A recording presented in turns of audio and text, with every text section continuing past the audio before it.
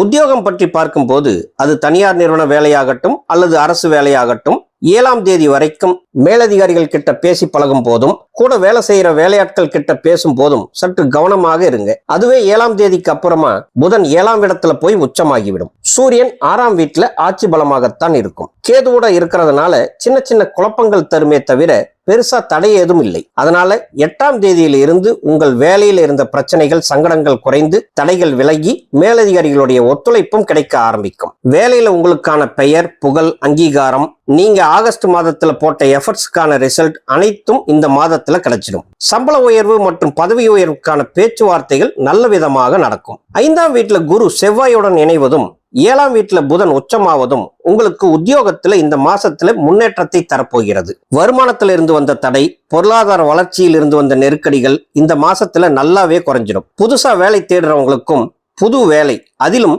நல்ல சம்பளத்துடன் வேலை கிடைக்க வாய்ப்பு இருக்கு. ஆக இந்த மாசத்துல இருந்து பொருளாதார வளர்ச்சி நன்றாக இருக்கும். பணவரவு இருக்கேன்னு தேவையற்ற ஆடம்பர செலவு செய்வதையும் தேவையில்லாத கடன் வாங்குவதையும் தவிர்த்து விட்டாலே உங்களது சேமிப்பு கொஞ்சம் கொஞ்சமாக உயரும். அடுத்து குடும்ப வாழ்க்கையை பற்றி பார்க்கும்போது 2ஆம் அதிபதி செவ்வாய் 4ஆம் வீட்டுல பகையாக இருப்பதால குடும்பத்துல பணம் ரீதியாக, பொருளாதார ரீதியாக, சொத்து ரீதியாக அல்லது தாய்வழி ரீதியாக பிரச்சனைகள் இருக்கும். அதுவும் செவ்வாய் 19ஆம் தேதி பெயர்ச்சியாகும் வரையே இருக்கும்னு சொல்லலாம். அப்புறம் குருவால் நீசபங்கம் பெறுவதால் உங்கள் முயற்சியால் பிரச்சனைகள் சரியாகி குடும்பம் அமைதியாகும். 3ஆம் அதிபதியான சுக்கிரன் 8ஆம் இடத்துல மறைவதால உங்களுடைய இளைய சகோதர சகோதரிகளுடன் பழகுவதில் ஏதாவது பிரச்சனை ஏற்பட்டு சண்டைகள் வரலாம். அது எந்த வயதில் நீங்கள் இருந்தாலும் நடக்கலாம். அவர்களுடன் பேசுவதில் இந்த மாசத்துல கவனமாக இருங்க. திருமண வாழ்க்கையை பார்க்கும் போது 7ஆம் இடத்து அதிபதி புதன் 7ஆம் தேதி மாலை 7ஆம் இடத்திற்கே வந்து உச்ச வலிமை பெறுவதும் குரு ஏற்கனவே உச்ச நிலையில் இருப்பதும் அருமையான அமைப்பு.